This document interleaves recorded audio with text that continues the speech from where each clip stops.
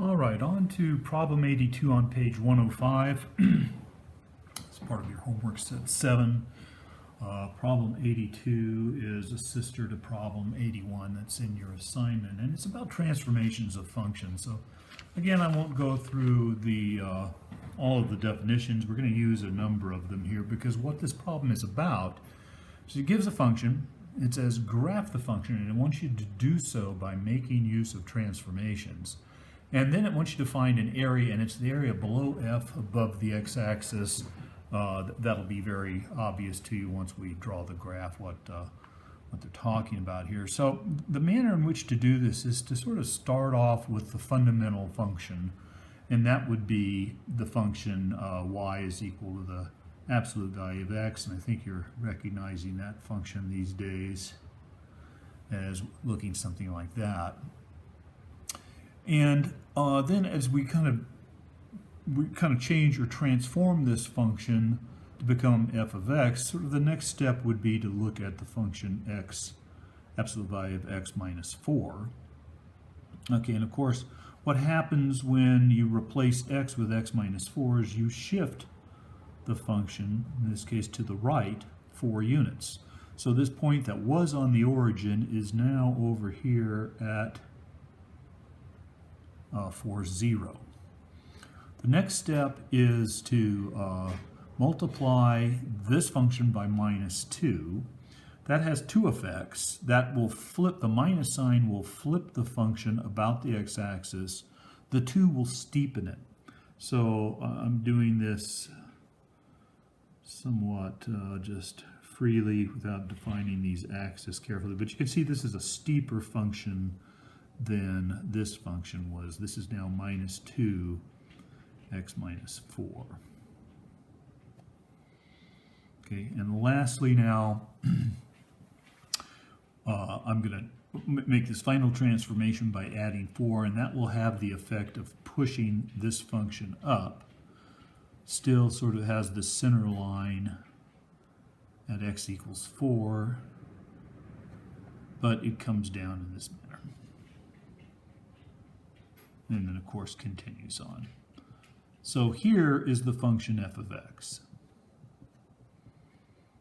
And if I can get a little bit more quantitative, I'm interested in finding these intercepts. If I want to find the x-intercepts, of course, I have to set y or f of x equal to 0. And so I have to find these intercepts. I'm going to just say find intercepts. I'm going to set, and by that I mean the x-intercepts, I'm going to set f of x equal to 0, and I'm going to have to solve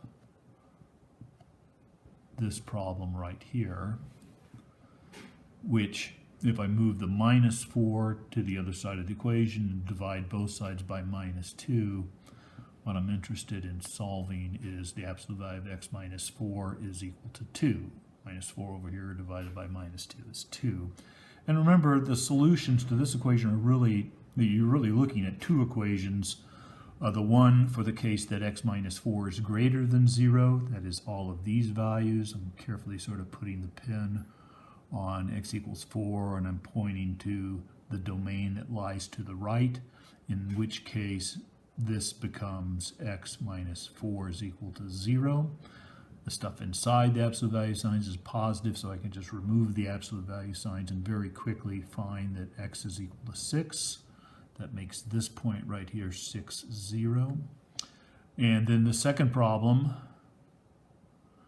if x minus 4 is less than 0, all of these values of x in the domain, then I just have to, I can then just remove the absolute value signs and replace them with a minus sign. In this manner, I'm going to multiply both sides by minus 1. Get minus 2, and I'm going to add 4 to both sides to find that x is equal to 2. So this point right here is the point 2, 0. Okay, and we're more than done now with graphing the function f of x. So the next step is to, as I said, part B, find the area below f and above the x-axis. That's equivalent to finding the area of this triangle right here. And we can do that fairly quickly because the area of the triangle is, the area is 1/2 the base times the height. I'm going to say the height. The base is this distance here between 6, 0 and 2, 0, which is 4. And the height is the height of this point. And of course at x equals 4, this point is 4x is equal to 4. This becomes 0, add 4. This is the point 4, 4.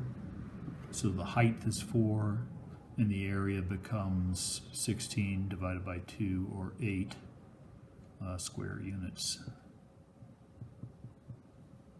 Okay, and that takes care of problem 82.